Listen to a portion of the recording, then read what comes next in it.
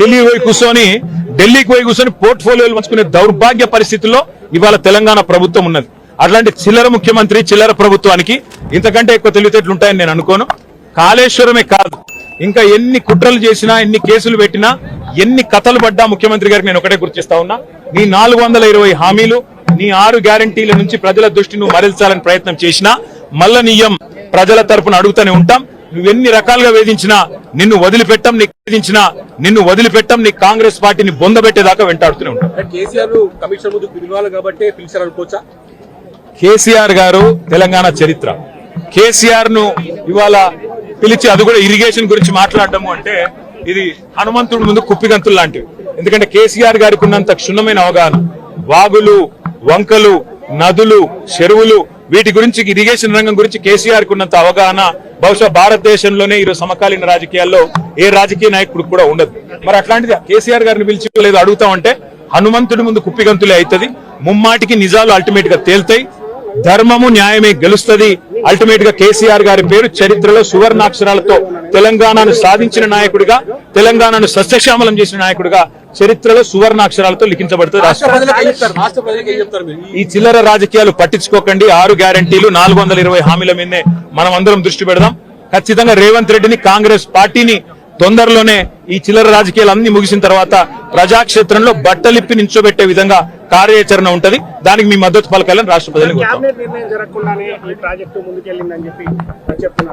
రేవంత్ రెడ్డి అనే ఒక చిల్లర నాయకుడు, ఒక చిల్లర వ్యక్తికి కేబినెట్ అంటే అర్థం కాదు, కేబినెట్ ఎట్లా పనిచేస్తుందో అర్థం కాదు.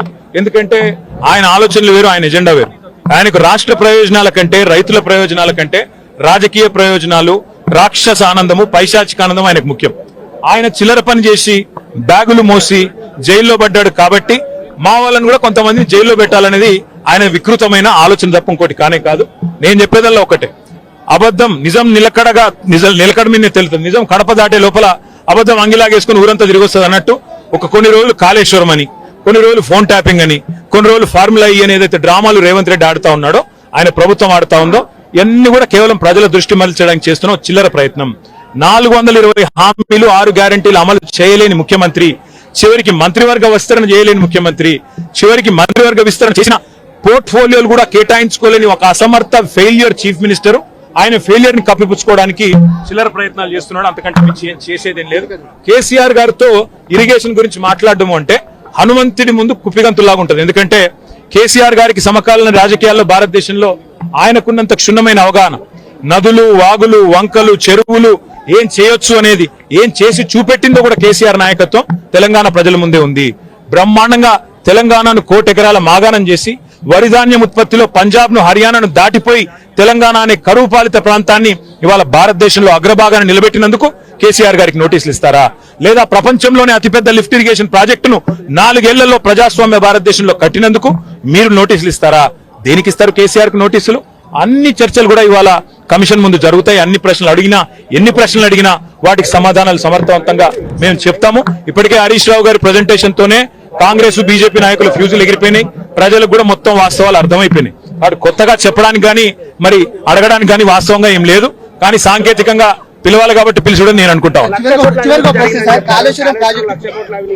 రేవంత్ రెడ్డి వాళ్ళ మామ దగ్గర కూర్చుంటే మంచిది.